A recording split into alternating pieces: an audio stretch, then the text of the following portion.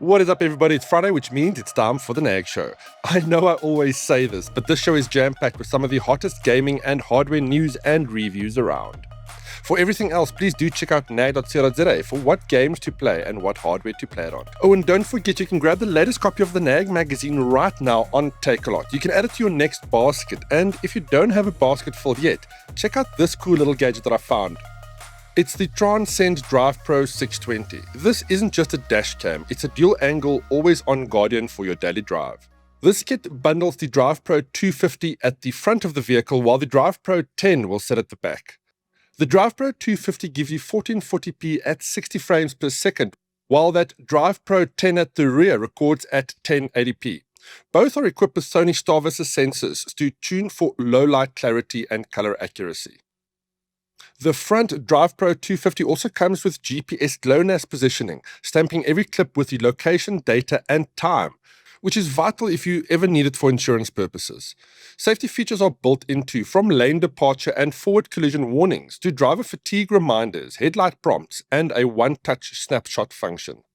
The G-sensor automatically locks footage when it detects sudden impact. Parking mode kicks in with an external power source, and there's even a time-lapse option for longer surveillance sessions.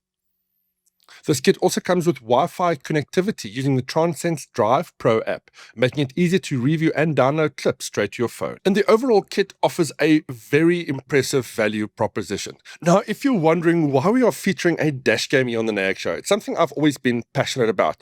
Not just recording people's silly actions on the road for some weird morbid curiosity, but also to have it as a security function and a useful function for insurance purposes should you be in an accident one day. What's nice about this kit, it obviously records the front and rear side of your vehicle, and like I said, there is this parking function that will also record it when your car is stationary. It's a really cool tool that's also very useful in business operations if you do have an Uber or drive an Uber or own an Uber. Having these is also critical these days. As a gadget that I think every car owner should have, the Transcend DrivePro 620 is now at the top of my list. How good is your video game knowledge? Think you know your stuff? Then see if you can answer the one question in this week's Quest for Knowledge. What is the name of the South African studio that developed and published Metavoidal? Check out for the answers at the end of the show, the very end. The DJI Flip is a drone built for people who want to capture stunning footage without lugging around a bulky aerial rig. Folded up, it's small enough to slip into a backpack side pocket, but once it opens, you're greeted with a CMOS sensor that delivers 48 megapixel stills and crisp, vibrant 4K video up to 60 frames per second. It's DJI's most creator-friendly release in years, aimed squarely at vloggers, travelers, and anyone who wants portability without sacrificing image quality. Powering it on feels almost instant, and DJI's focus on usability shows in every interaction. Palm takeoff means you can launch it straight from your hand, while voice-activated "Hey, fly" commands let you control the key functions without touching a button. The included carbon fiber propeller guards wrap entirely around the motor's assembly, giving you the confidence to fly indoors and in tight spaces without worrying about accidental damage. For control, you have a few options. The DJI Fly app on your phone, the RCN3 controller, which uses your phone like the traditional drones did to control the drone, and then there's the new RC2 controller, which has a built-in 5-inch 1080p display. The DJI Flip gives you a number of really awesome intelligent shooting modes. Master Shot stitches together cinematic sequences automatically, while Hyperlapse, Quick Shot, and Focus Track give you pro-level camera moves without pro-level learning curves. The battery life stretches to around 30 minutes in calm condition, and DJI's transmission system still offers incredible 1080p feed from up to 13 kilometers away. The DJI Flip packs a 3D infrared sensor on the front for obstacle avoidance, braking automatically if something enters in its flight path. Even in low-light conditions, it's worth noting that due to its featherweight design, strong winds can challenge its stability. While it can hold position very well, gusty winds will certainly test your patience.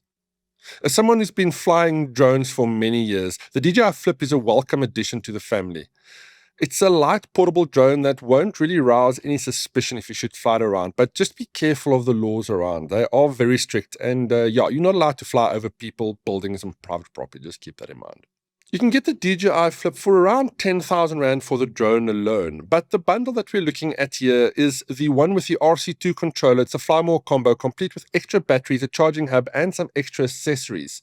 Retails for around 16,500 Rand. For creators on the go, that's a solid value compared to the larger drones with similar imaging performance, but are a lot more visible and a lot more luggage to carry around.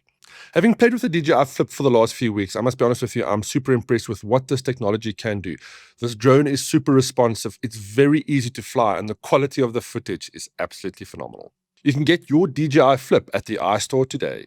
We did the unboxing last week, but now that I've had a few days to play with the new Brutech Da Vinci PC, I can officially confirm that this is a fantastic PC built for professionals needing a desktop PC with a slightly discreet design, but so much power under the hood. The PC houses an AMD Ryzen 7 9700X CPU with the Asus ProArt B650 Creator motherboard. It sports 32GB of DDR5 RAM and 2TB of Gen 4 NVMe storage. Finally, it features the very capable NVIDIA RTX 5070 GPU, and this is the Gigabyte variant. That Asus ProArt B650 motherboard is a solid AM5 creator-focused board, designed for stability and professional workloads rather than extreme overclocking. That CPU, the AMD Ryzen 7 9700X, features 8 cores and 16 threads. The Zen 5 architecture is excellent for single-thread performance and good efficiency, more than enough for gaming and productivity. It's not the flagship, but it's still well above average. That 32GB of DDR5 RAM is the sweet spot for gaming and creative workloads. Of course, for storage, large scale and fast storage is what you're looking for. This 2TB Gen 4 is excellent and gives you a lot of breathing room to install project files and large games. And lastly, the GPU, the very capable 12GB NVIDIA RTX 5070, and we've got the Gigabyte in this machine. It's a very capable card for 1080p and 1440p gaming, and you can even get away with some 4K gaming. But let's be honest, we want to kill those frames at lower resolutions. Looking at these benchmark results, you can see that this PC performed well on par with what those components are promising. You can play most games at 1440p with well over 100 frames per second on the clock. And if you're looking for good quality, all the benchmarks were run with the highest settings with ray tracing enabled.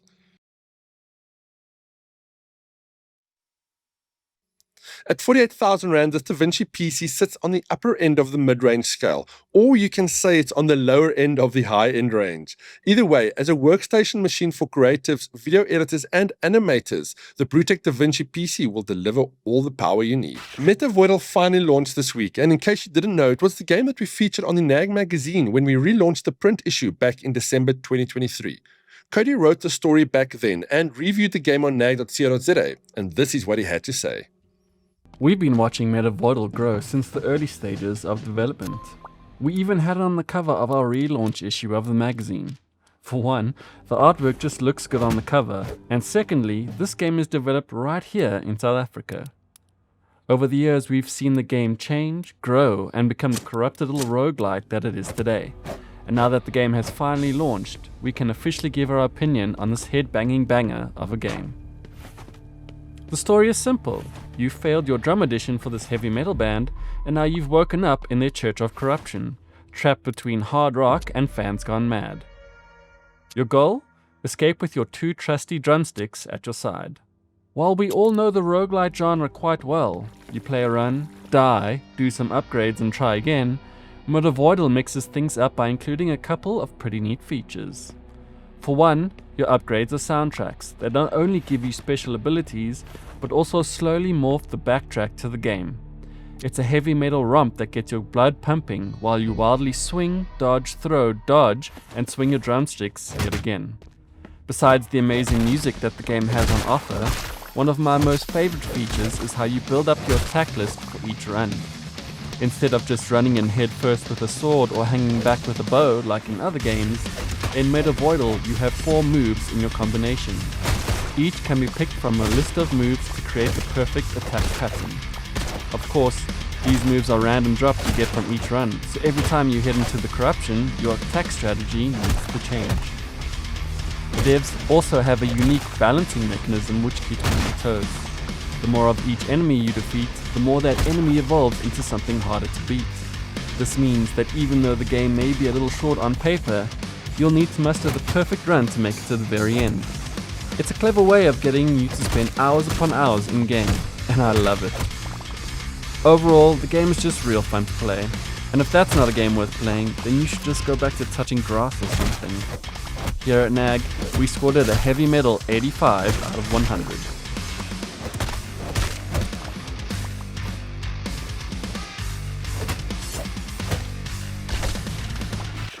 And now, hot looks at first tech. That doesn't make sense.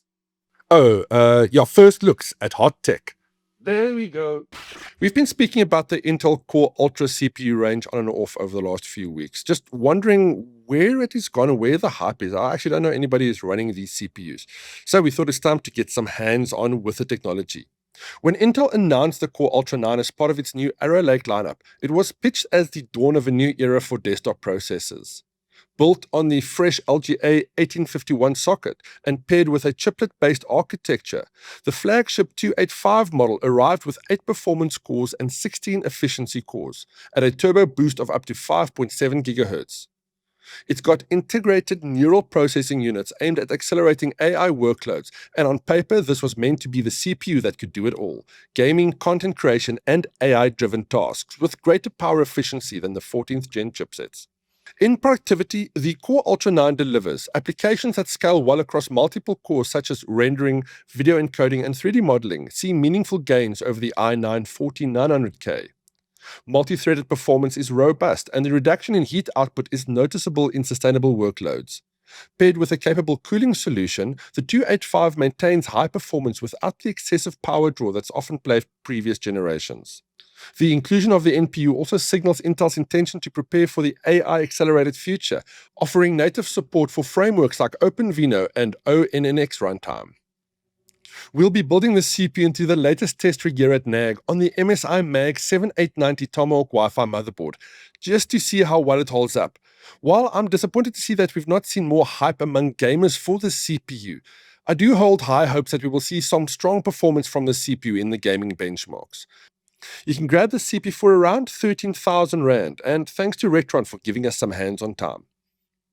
Check back next week for all the score results. If you want to see and read more about NAG and all the things we get up to here, check out nag.co.za to get your fix on. Also, don't forget to check out the NAG shop to grab your copy of the latest NAG magazine, or head over to Takealot to do the same. If you want to reach out, submit products, or just drop a comment, you can mail me or simply drop the comment below. Until next week.